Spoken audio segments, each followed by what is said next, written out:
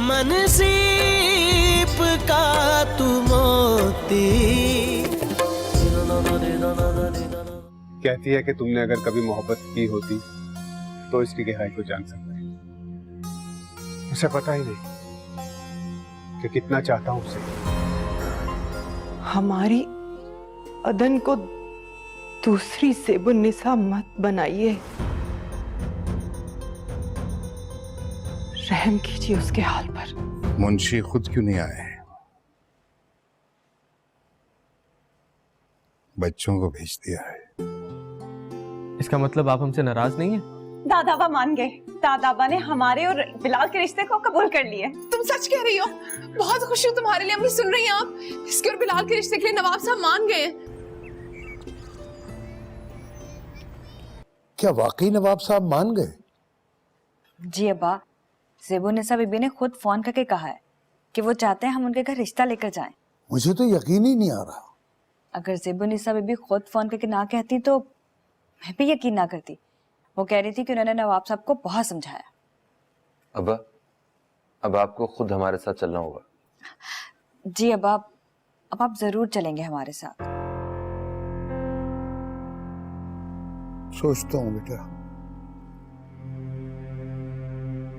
उस दिन जो नवाब साहब के चेहरे का रंग था ना, तो उसे याद करता हूँ ना, तो उस दहलीज पर दोबारा कदम रखने की हिम्मत नहीं कर पाता।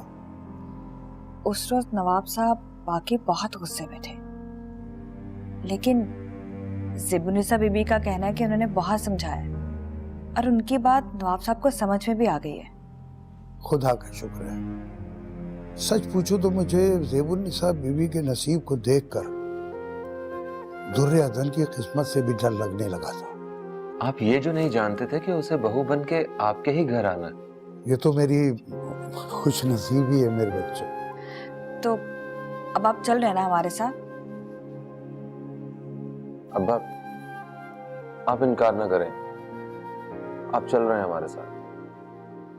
ठीक है, चल रहा हूं, लेकिन इस बात की खबर शाइस्ता को नहीं होनी चाहिए, वरना वो हंगामा खड़ा कर देगी। Don't you worry.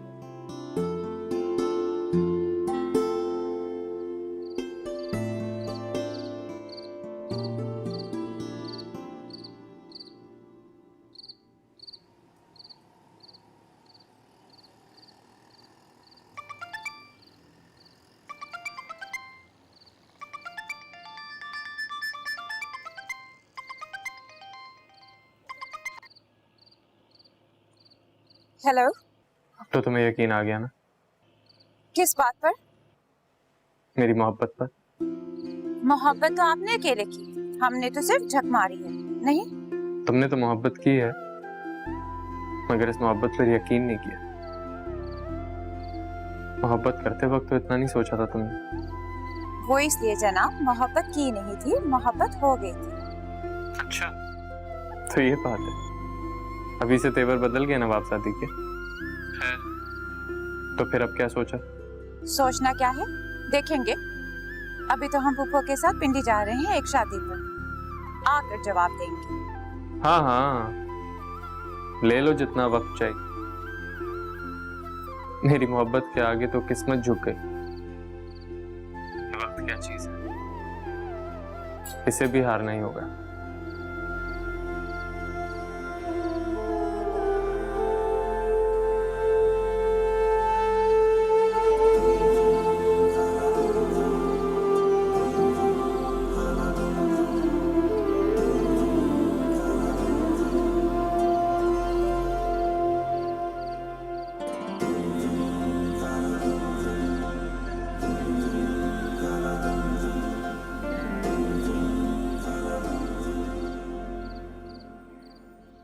कैसी बातें कर रहे हैं नवाब साहब?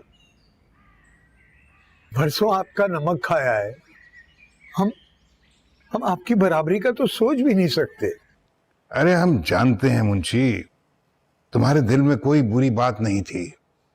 नवाब खानदान में बात ही कुछ ऐसी है कि हर कोई उससे रिश्ता जोड़ना चाहता है। नवाब साहब, बच्चों की ख्वाहिश के आगे माँ बाप को मजबूर होना पड़ता है।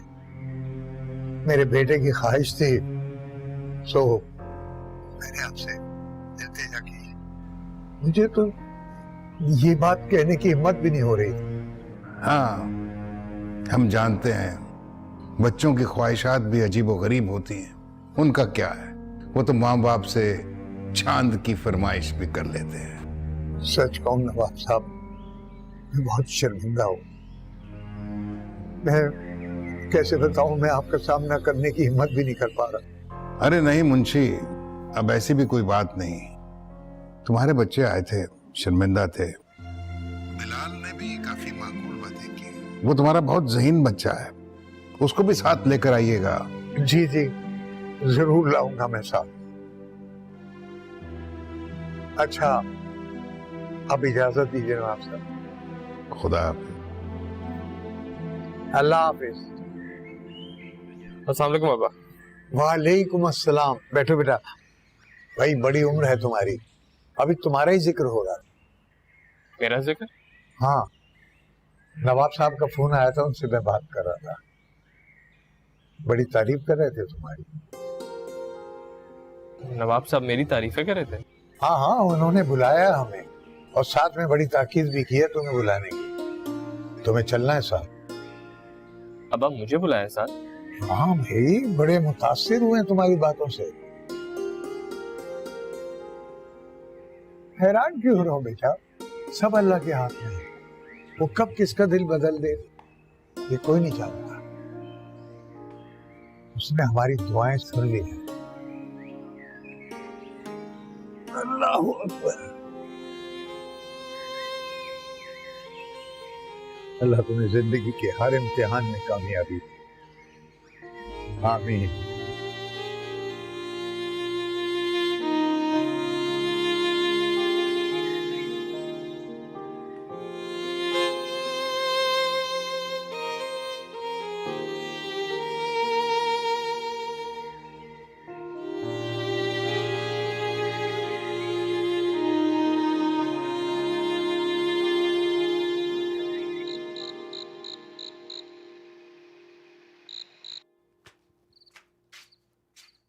आदिल, ओ आदिल, क्या हो गया? लेटे क्यों ऐसे? सुमैया, तुम अभी तक जाग रही हो? हाँ, तो तुम भी तो जाग रहे हो। और आज तो आपके हाथ में कोई किताब भी नहीं है। क्यों उदास हो? हमसे हंसी होना चाहते हो? मैं उदास? हाँ। नहीं तो। अच्छा, तुम्हें पता है दुर्योधन के लिए बिलाल के घर वाले आ रहे हैं। ये तो बहुत खुशी की बात है।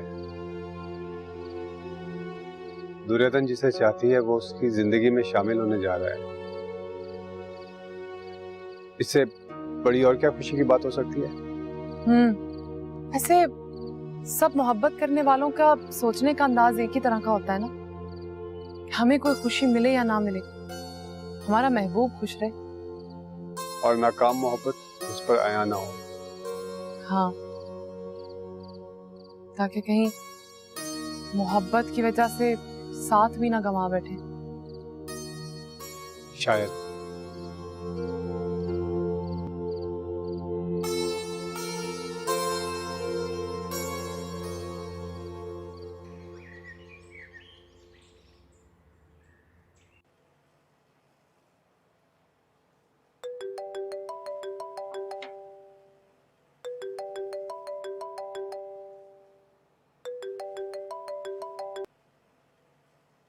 जी, हेलो।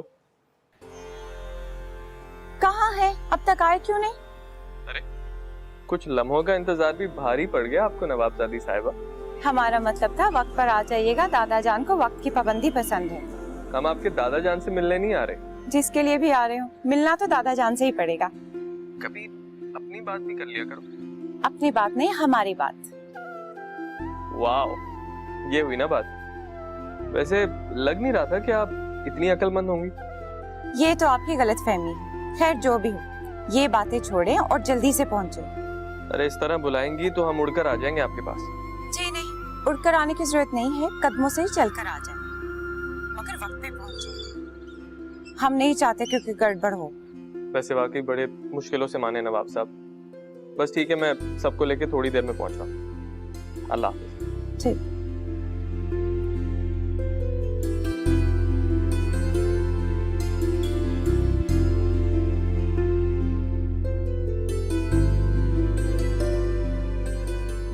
भाभी सब तैयार हो गए तो चले ना, निकलते हैं। हाँ सब तैयार है, बस तुम्हारे भाई मिठाई के टोकरे ले आए फिर चलते हैं। अभी ये सब कुछ पहले कराना चाहिए था ना, लेट हो रहे हैं हम। फिक्र मत करो बिलाल, हम टाइम पर पहुंच जाएंगे। मैं नहीं चाहता इस बार कोई गड़बड़ हो। नहीं होगी, चलो। हजूरी, हजूरी, हजूरी। जी बीबी। हजूरी आप एक काम कीजिए कि कुछ फ्रूट भी मंगवा लीजिए। जी जी बीबी, वो तो हमने आदिल मियाँ को उसी वक्त पैसे दे दिए थे, हाथों के हाथ वो लेके आ गए। अच्छा किया। अब ऐसा कीजिए चाय के साथ बिस्किट और कुछ समोसे भी तैयार कर लीजिए। अरे बीबी ये तो आपने मेरे मुंह की बात छीन ली, मैं अभी बना लेती हूँ समोसे। और हम जरा अदन को देख कर आते हैं कि उसने कपड़े तब्दील किए भी हैं कि या वैसे ही बैठी हुई जी हैं? जी जी जी, हम जरा काम कर लें।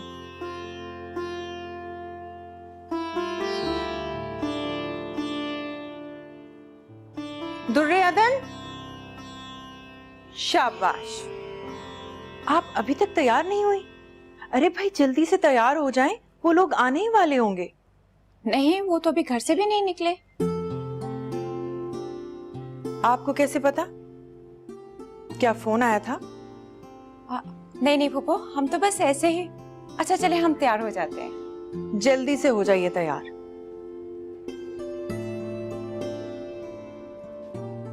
उफ अल्लाह, ये हम क्या कहने चले थे।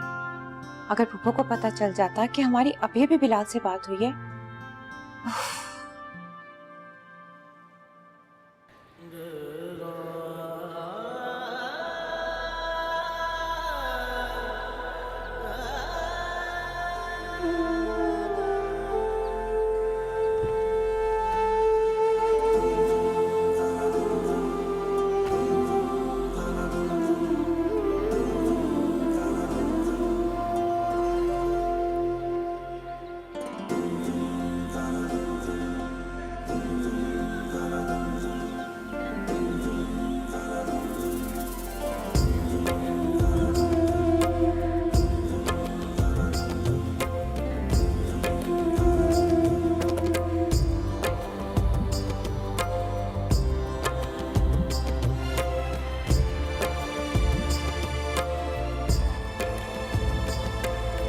पैरों की जूती कभी सर पर नहीं रखी जाती मुंशी अब्दुल करीम। पैसे के बलबूते पर तुम हम हस्ब नस्ब वाले खानदानी लोगों के साथ बराबरी नहीं कर सकते। बस नवाब साहब, इतना गुरूर अच्छा नहीं है। और मेरे वालिद मोहतरम आपके बारे में जो कुछ भी मुझे बताएंगे वो आपका माजी होगा, क्योंकि आपका हाल मेरे सामने है। और बेहतर होगा कि आप भी अपने माजी से निकलकर अपने हाल पर नजर डालें। मनसीब का तू मोती, मनसीब का तू मोती।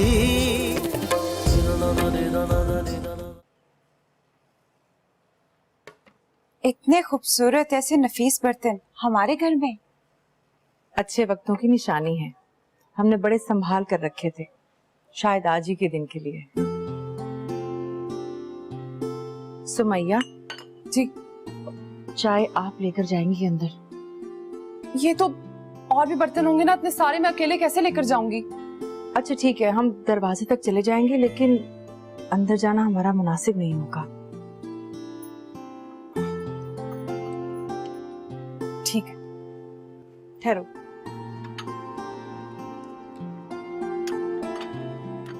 नवाब साहब, अगर आप मेरी दरख्वास्त कबूल कर लें तो ये मेरे लिए अहम सादत होगी।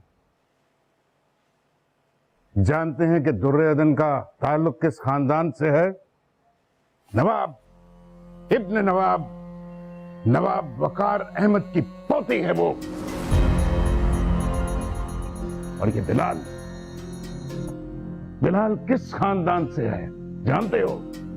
गुलाम इब्न गुलाम, मुंशी अब्दुल करीम का बेटा। नस्लों से हमारे जूते सीधे करने वाले, हमारे कदमों में अपना सर झुकाने वाले नीच जात नौकर पेशा खानदान से है।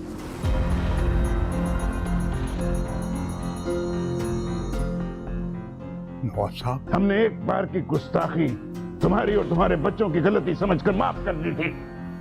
हमने सोचा था कि नई नई दौलत ने औकात भुला दी होगी, जो चांद को पानी की तमन्ना करने लगे हो, कि शायद हमारी खामोशी तुम्हें तुम्हारा मुकाम याद दिला दे। लेकिन ऐसा नहीं हुआ, नहीं हुआ ऐसा। लेकिन तुम लोगों को समझ नहीं आई। लेकिन अब हमें याद दिलाना पड़ेगा, पैरों की जूती कभी सर पर नहीं रखी जाती। मुंशी अब्दुल करीम, पैसे के बलबूते पर तुम हम हस्ब नस्ब वाले खानदानी लोगों के साथ बराबरी नहीं कर सकते। इन्हें अब बताओ, बताओ इनको कि हमारे सामने तुम्हारी क्या औकात है।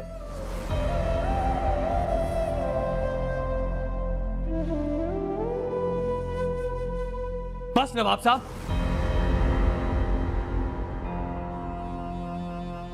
बस। इतना गुरूर अच्छा नहीं है।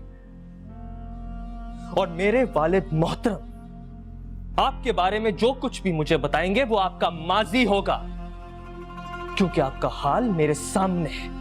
और बेहतर होगा कि आप भी अपने माजी से निकलकर अपने हाल पर नजर डालें। होश में आए नवाब साहब। देखें, आपके घर की दीवारें गिरने को हैं। अच्छा खाने को तरस रहे हैं आप लोग, और अपने माजी पर बेजा गरूर के सिवा और है क्या आपके पास? खामोश ना इंसान, तुझे पता है तू किससे बात कर रहा है? ये मेरे नवाब साहब हैं, मेरे सरकार। बस कर दे अब्बास, बस। आपकी इन्हीं बातों ने तो 7वें आसमान पर चढ़ा दिया इन्हें।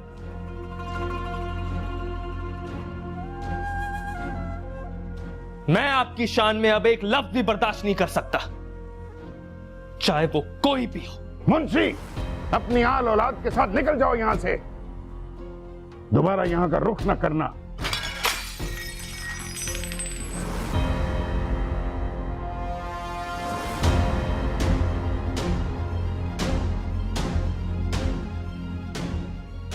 अब्बा मियां, मत करें, मत कीजिए ऐसा। हमें जीते जी मत मारिए, मत मारिए हमें, मत करें। आई एम सॉरी नवाब साहब, मुझे शायद आपसे इस तरह बात नहीं करनी चाहिए थी। चले जाओ यहां से मुंशी, सुना नहीं तुमने? चले जाओ। और मियां, तुम क्या समझते हो 4 जमातें पढ़ जाने से तुम्हारी रगों में दौड़ने वाला खून आला हो गया? नवाब साहब, कान खोल कर सुन लो, तुम लोगों से रिश्ता जोड़ना तो क्या, तुम जैसे बदतमीज लोगों को हम जैसे खानदानी नवाब लोग अपने यहां नौकर भी रखना पसंद नहीं करते। कहां राजा भोज और कहां गंगू तेली।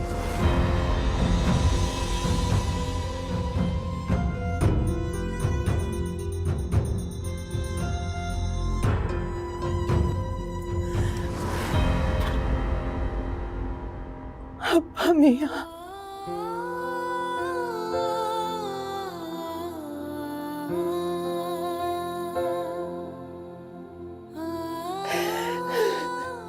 ज़ैबुन्निसा, पर्दे में हो जाओ, हमारे नमक ख्वारों की फैमिली बाहर जा रही है।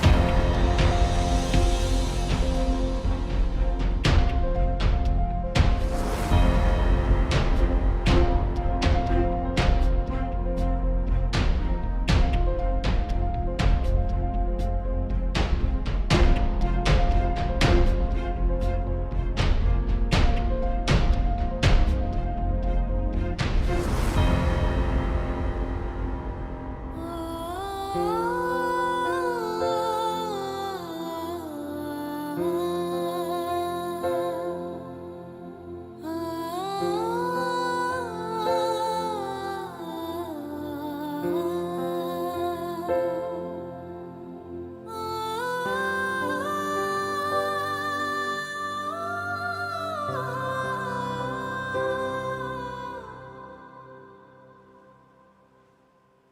हुआ? क्या वो लोग चले गए?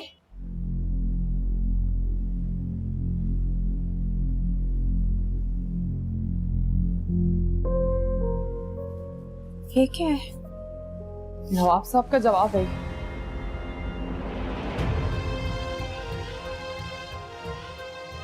ये सब क्या?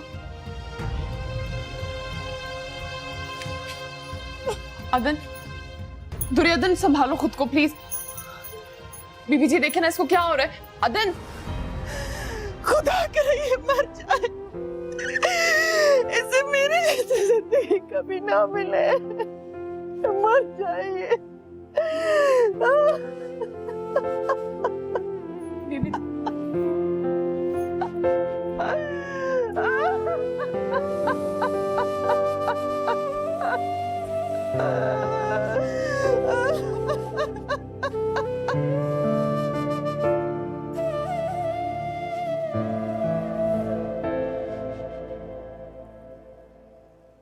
मुझे माफ कर दे अब्बा। आपके साथ जो कुछ भी हुआ मेरी वजह से हुआ, सब मेरा ही कसूर है।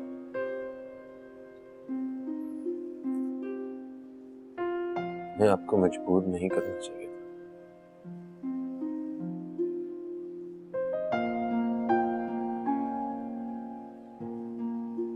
तुम लोगों का कोई कसूर नहीं है मेरे बच्चे, कोई कसूर नहीं है तुम लोगों का। तुम इन नवाब इब्ने नवाब की रऊनत को नहीं जानते। ये खुद को हम आम इंसानों का मालिक समझते हैं बेटा। ये अपनी बेटियों को घर बिठाकर उनके अरमानों का कत्ल कर देते, लेकिन हम जैसों में बयाना नहीं चाहेंगे। इतनी गुर्बत ने भी नवाब साहब के अंदर के हुक्मरान को मारा नहीं है। वो आज भी खुद को बरतर समझते हैं। तुम लोगों का कोई कसूर नहीं है, कोई कसूर नहीं है तुम लोगों का। जमीला जी बेटा इधर आओ।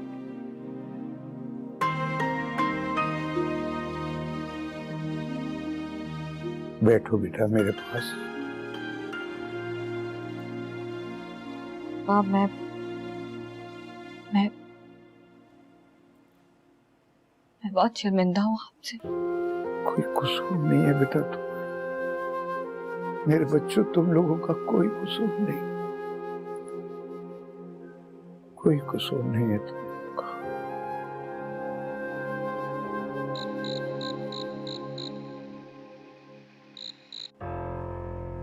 चले जाओ यहां से मुंशी। सुना नहीं तुमने? चले जाओ। तुम क्या समझते हो, 4 जमातें पढ़ जाने से तुम्हारी रगों में दौड़ने वाला खून आला हो गया? मुझे अपनी रगों में दौड़ने वाले खून पर फख्र है।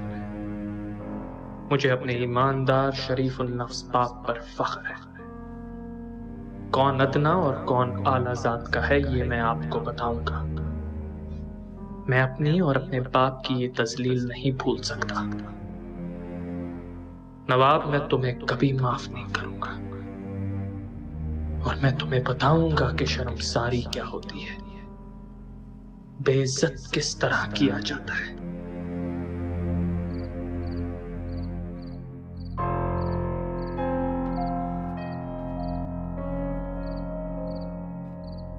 भैया, मैंने मदिया से तुम्हारे बारे में 2 बार पूछा। वो कह रही थी कि अभी नवाब साहब के घर से वापस ही नहीं आई। बिलाल की गाड़ी तो कब की जा चुकी है। हाँ, वो लोग तो शाम में ही चले गए थे। तो फिर असल में ना दुर्योधन बेहोश हो गई थी और ज़ेब बीबी की भी तबीयत खराब हो गई थी, तो मैं जरा उन्हें संभाल रही थी। क्या मतलब? दुर्योधन क्यों बेहोश हो गई थी और बीबी को क्या हुआ? बहुत बुरा किया नवाब साहब ने, हिस्सा जलील करके घर से निकाला है। ऐसा इनकार, अगर मैं होती ना उनकी जगह तो पता नहीं क्या कर देती। हाँ, खानदानी लोग। अगर ऐसे होते हैं ना तो बहुत अच्छी बात है कि मैं खानदानी ही नहीं हूँ। क्या मतलब? नवाब साहब ने इनकार कर दिया? हाँ, उन्होंने तो मार ही दिया जीते जी लड़की को। इतनी खुश थी वो, अब तो मुझे लगता है कि वो कभी मुस्कुराएगी भी नहीं। बहुत बुरा हुआ ये तो। आखिर नवाब साहब चाहते क्या? दुर्योधन, उसे बता दो, उसे बता दो कि तुम मोम की नहीं बनी। तुम जीती जाती, सांस लेती और सोचती लड़की हो, और तुम्हें अपनी जिंदगी अपनी मर्जी से गुजारने का पूरा हक है। मुझे खुद को नहीं, नवाब को रोक लगाना है। ऐसा रोक कि इसकी नस्लें शर्मसार रहेंगी। मेरा बढ़ाया हुआ हाथ थाम लो दुर्योधन। कैसे बिलाल, कैसे? एक बार हिम्मत कर लो, मुझ पर भरोसा करके मेरे साथ चल पड़ो दुर्योधन। मन सीप का तू मोती, मन सीप का तू मोती।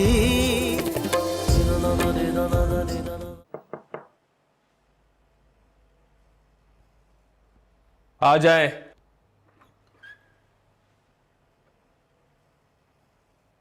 बिलाल, तुम तो सोने के लिए आए थे ना? ऐसे क्यों खड़े हो? मेरे भाई, खुद को कोई रोक मत लगा बैठ। हम सब ने बहुत कोशिश की, लेकिन वो तुम्हारे नसीब में नहीं। और नसीब से कोई कैसे लड़ सकता है? वो मेरा ही नसीब है, और नवाब मेरे रास्ते की दीवार नहीं बन सकता। होश में रहो बिलाल, ये कैसी बातें कर रहे हो? खुदा के लिए कुछ भी उल्टा सीधा मत कर बैठना। और कुछ नहीं तो अब्बा के बारे में सोचो, उन्हें बहुत तकलीफ पहुंचेगी। खुद को संभालो बिलाल, तुम्हें आगे बहुत पढ़ना है, बहुत आगे जाना है। यूं खुद को रोक लगा लोगे, जिद पर उतर आओगे तो कुछ भी नहीं बन पाओगे। बनूंगा, जरूर बनूंगा। मुझे उस नवाब को बताना है कि मेरी रगों में बहने वाला खून हल्का नहीं है, कि जिस पर मैं शर्मसार रहूं। लेकिन उसके खून में जरूर कोई खराबी है। मुझे खुद को नहीं, नवाब को रोक लगाना है। ऐसा रोक कि इसकी नस्लें शर्मसार रहेंगी। बिलाल, बिलाल तो मुझे खौफजदा कर रहे हैं।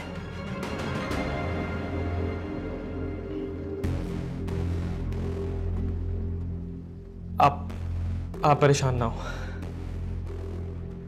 मैं ऐसा कुछ भी नहीं करूंगा जिससे मेरा मुस्तकबिल खराब हो। मैंने कहा ना, आप परेशान ना हो। कुछ भी नहीं करूंगा मैं। लेकिन तुम्हारी बातें, तुम क्या करने वाले हो? कुछ नहीं, बस गुस्से में बोल गया था।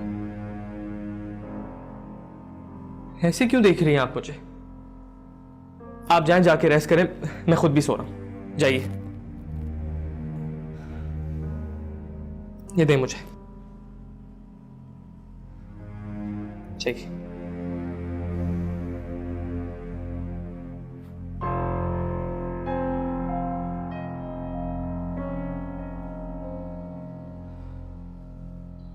वो मुझे नवाब की बातें याद आ रही थी, इसलिए गुस्सा आ गया। शायद मैं कुछ ज्यादा ही बोल गया, लेकिन मैं बेवकूफ नहीं हूं। वो शायद वाकई मेरे नसीब में नहीं है। आप ठीक कहती हैं,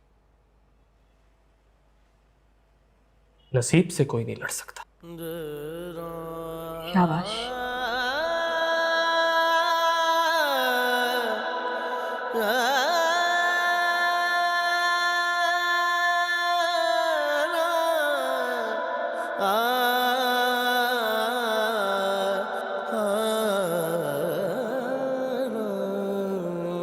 सुबहान है वो खालिक तख्लीक जिसकी तू है, सुबहान है वो खालिक तख्लीक जिसकी तू है। कहते हैं हुस्न उसको तारीफ जिसकी तू है, मनसीब का तू मोती तजवीज दिल की तू है, सुबहान है वो खालिक तख्लीक जिसकी तू है।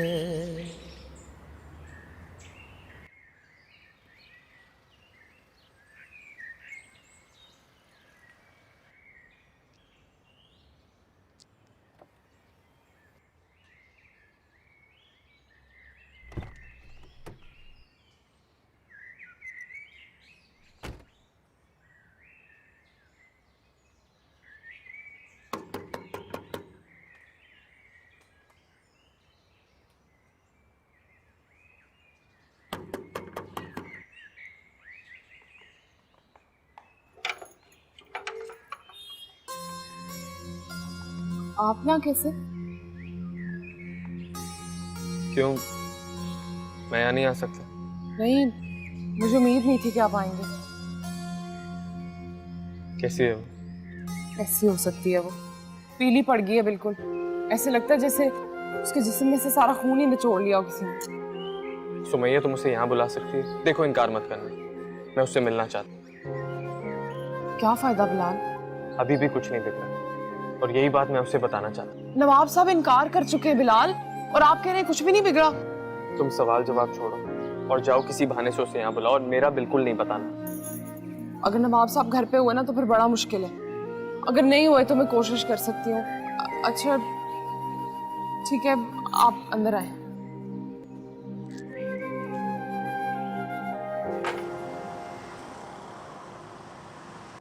सुमैया, आखिर क्या बात है? तुम यूं जबरदस्ती हमें क्यों ले आई हो? कहा ना कि हम पिंडी नहीं जा रहे, हमें कोई कपड़े नहीं बनवाने।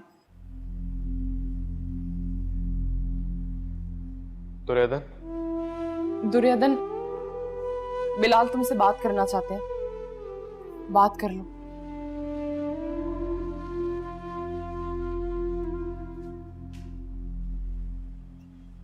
दुर्योधन, आप यहाँ क्यों आए हैं बिलाल? चले जाइए। मैं तुम्हें इस मोड़ पे लाके अकेला नहीं छोड़ सकता। जिंदगी भर तुम्हारा साथ देने का वादा किया मैंने। हमारे वादे और हम खुद कुछ भी नहीं है, कोई हकीकत नहीं है हमारी। तो क्या हकीकत सिर्फ उस मगरूर और जालिम इंसान की है जिसके पास कुछ ना होते हुए अपने आप को पता नहीं क्या समझ बैठा है? नवाब, इब्ने नवाब, हालत नहीं देखता अपनी? दुर्योधन, उसे बता दो, उसे बता दो कि तुम मोम की नहीं बनी, तुम जीती जाती, सांस लेती और सोचती लड़की हो, और तुम्हें अपनी जिंदगी अपनी मर्जी से गुजारने का पूरा हक है। किस हक की बात करें हम? उस हक की जो मजहब ने तुम्हें दिया है। लोगों को मजहब की वही बात याद रहती है जो उनके मफाद में चाहती है।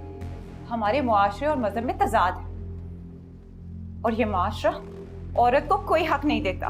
तो क्या तुम मुझे भूल जाओगी? हम तुम्हें कभी भी नहीं भुला पाएंगे, आखिरी सांस तक तुम हमारे साथ रहोगे। तुम मेरी यादों में रो रो कर जिंदगी गुजार दोगी, मैं तुम्हें रोने नहीं दूंगा, मैं तुम्हें ज़ेबो निसा नहीं बनने दूंगा। तो रियाज़त, मेरा साथ दो, मेरा बढ़ाया हुआ हाथ थाम लो। तो रियाज़त, कैसे बिलाल, कैसे? एक बार हिम्मत कर लो, मुझ पर भरोसा करके मेरे साथ चल पड़ो। दुर्योधन, निकल आओ उस बेहिस, खुदगर्ज और जालिम इंसान के चुंगल से। पैसे पैसे की मोहताजी और बात करता है नवाबी शान की। उसे बता दो, उसे बता दो कि तुम्हें जिंदगी उसके असूलों पे नहीं गुजारनी दुर्योधन। तुम्हें खुली फिजा में सांस लेना है,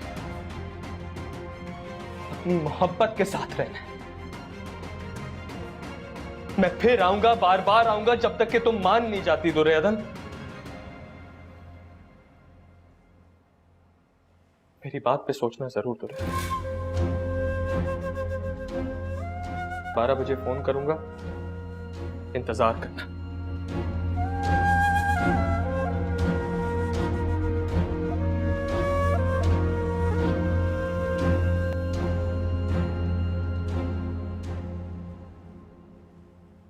तौबा मेरे अल्लाह की, इस घर में इतना कुछ हो गया है लेकिन मुझे बताने की किसी को जहमत तक नहीं हुई। देखो बात तो सुनो, ऐसा कुछ भी नहीं है। तुम चुप करो।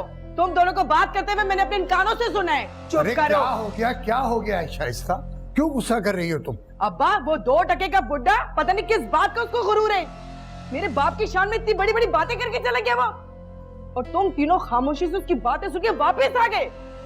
अगर मैं तुम लोग की जगह होती ना तो ऐसी खरी खरी से सुनाती कि घर के किसी कोने में पड़ा होता। और जरा भी गैरत होती ना तो मौत को गले लगा लेता। संभाल के रखे अपनी बेटियों को। मेरे भाई के लिए रिश्तों की कोई कमी नहीं है।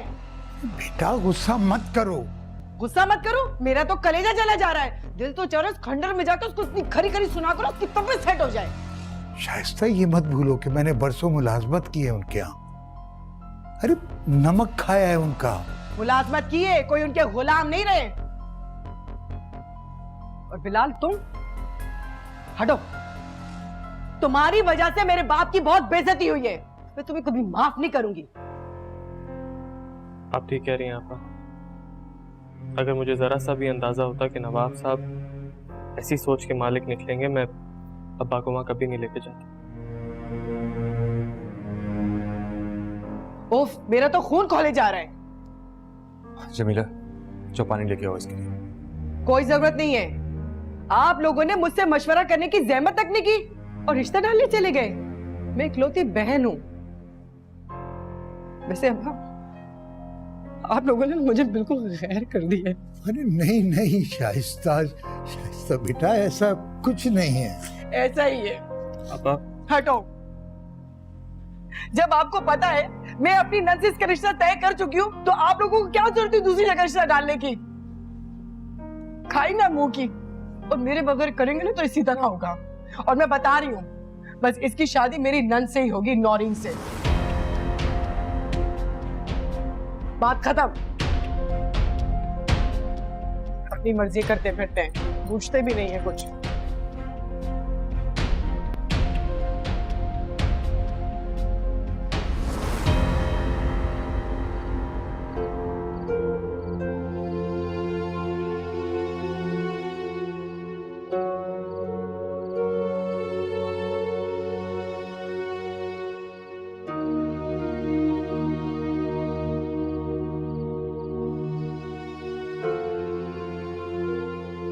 क्या दुर्योधन बिलाल की बात मान ली?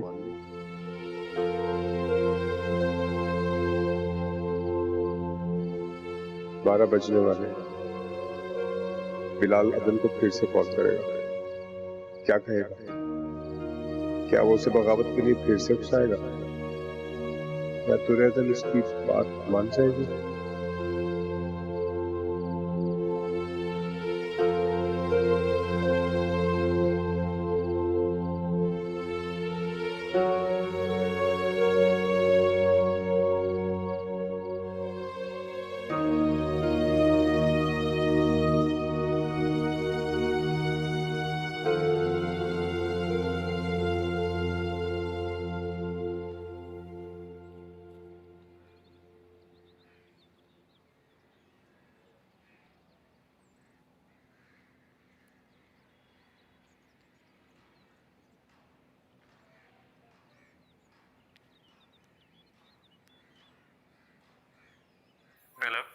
हाँ हाँ बिलाल, कैसी हो धन? ये मत पूछो। संभालो खुद को, हर परेशानी को छोड़ दो। बस ये समझ लो कि थोड़ी दिनों की बात है और फिर तुम इस पाबंदी से हमेशा के लिए आजाद हो जाओ। मेरा वादा है, तुम्हारे कदमों में इस जमाने की हर खुशी बचा दूंगा। बिलाल, आप हमारे साथ हैं तो फिर हमें और क्या चाहिए? इसका मतलब है कि तुमने मेरा साथ देने का फैसला कर लिया? ये तो हमने नहीं कहा। अदन, इतना मत सोचो, मेरा हाथ थामो और हम दूर चलते हैं यहां से।